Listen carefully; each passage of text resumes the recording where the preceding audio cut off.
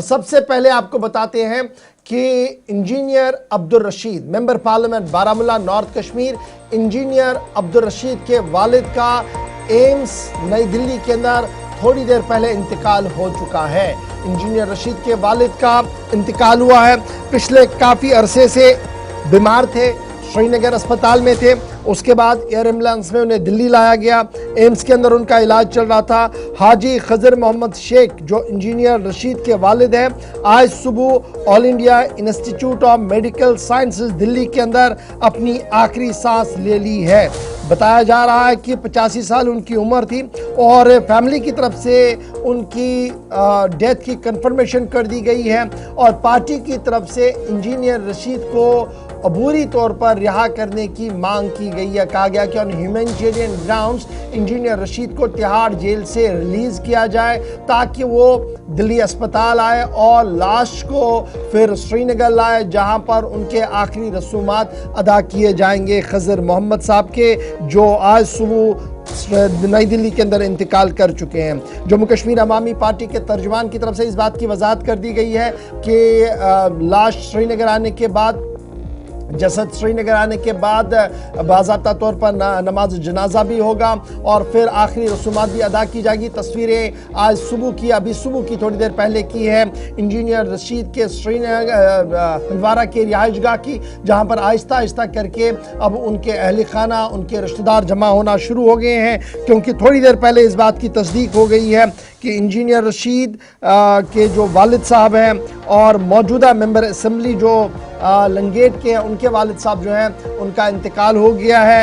AIIMS के अंदर पिछले कई दिनों से वो ज़ेर इलाज थे। इस बीच कई सियासी तंजीमों की तरफ से अब ताज़ियती पैगामात का सिलसिला भी शुरू हो चुका है। हमारे साथ मजीद जरा गुफ्तगू के लिए शमीम हंदवारा से ज्वाइन कर चुके हैं। शमीम भाई, बहुत शुक्रिया जी ज्वाइन करने के लिए। लंगेट में इस वक्त आप मौजूद हैं। इंजीनियर रशीद के वालिद का इंतकाल हो चुका है, खजर मोहम्मद शेख साहब का इंतकाल हो चुका है। क्या कुछ डिटेल्स आपके पास है? कब तक जसद को श्रीनगर लाया जाएगा और आखिरी रसूमात, नमाज जनाजा और तदफीन के हवाले से कोई डिटेल्स आपके पास? जी गौर, मैं आपको बताता चलूं, जिस तरह एमपी इंजीनियर रशीद के वालिद और एमएलए लंगेट शेख खुर्शीद के वालिद साहब जो अहमद हॉस्पिटल दिल्ली में, जिनकी जो वहाँ पे जिस तरह अभी कंफर्मेशन, वो पहले से कुछ महीने पहले से बीमार था। पहले उनका एसएमएच श्रीनगर में इलाज चल रहा था, उसके बाद उसको दिल्ली अहमद अस्पताल जो है इलाज मौजा के लिए लिया गया। आज जो है जिस तरह दुखद खबर जो है वहां से निकल के सामने आई कि इंजीनियर रशीद के वालिद साहब जिनकी वो वहाँ पे फौत हो चुका है। अभी जिस तरह मैंने पीए जो कंफर्म जो उसके साथ इरफान के साथ मैंने बात की, उनका साफ तौर कहना है कि 4 बजे तक वो अपने घर, आबाई घर जो लाच मावर का इलाका है वहाँ पे पहुंचेंगे। उसके बाद वहाँ पे नमाजी जनाजा होगा। जिस तरह ये सवेरे आज अलल सुबह जिस तरह ये खबर जो सामने निकल के आ रही कि उस तरह लंगेट कॉन्स्टिट्यूंसी के लोग काफी ज्यादा जिस तरह पहले से वो अल्लाह से दुआ करते थे कि वो सेहतयाब हो जाए, आज जिस तरह वो खबर सामने निकल के आई कि उसकी मौत वहाँ पे हुई है, तो जितनी भी सियासी पार्टी है, जितने भी उलमा हुज़ात है, तो सबों की तरफ से जिस तरह वहाँ पे सबों ने दुख में शरीक है। तो फिलहाल जो है अभी वो दिल्ली में, दिल्ली से वो श्रीनगर आएंगे, उसके बाद यहाँ अच्छा जी, इंजीनियर रशीद जो तिहाड़ जेल के अंदर है, उनके हवाले से कोई खबर कि क्या उनकी तरफ से कोई एप्लीकेशन आज अदालत में पेश की जाएगी कि उनकी अबूरी जमानत हो, उन्हें ह्यूमैनिटेरियन ग्राउंड पर जमानत मिले ताकि वो आखिरी रसूमात में शामिल हो सके? जी गौर, मैं आपको बताता चलो, जिस तरह अभी इनाम नबी जो चीफ स्पोक्सपर्सन उन्होंने साफ तौर इसमें जो प्रेस नोट में लिखा गया कि वहाँ पे वालिद साहब को वहाँ पे छोड़ना चाहिए, जनरल में वो उसके अपने घर तक लाए और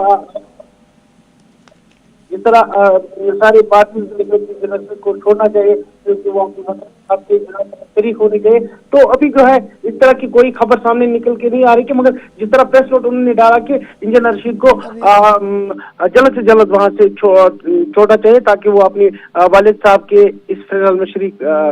जी ज्वाइन करने के लिए शमीम बता रहे थे कि एम्स दिल्ली के अंदर उनका इलाज चल रहा था पिछले कई दिनों से। खजर मोहम्मद साहब का जो इंजीनियर रशीद और शेख खुर्शीद के वालिद है, उनका आज इंतकाल हुआ है और बाद सपहर यानी 4 बजे के बाद उनकी लाश, उनके जसद को उनके आबाई घर लाया जाएगा, जिसके बाद उनके आखिरी रसूमात अदा किए जा सकते थे। ये तो जनाब थी पहली खबर।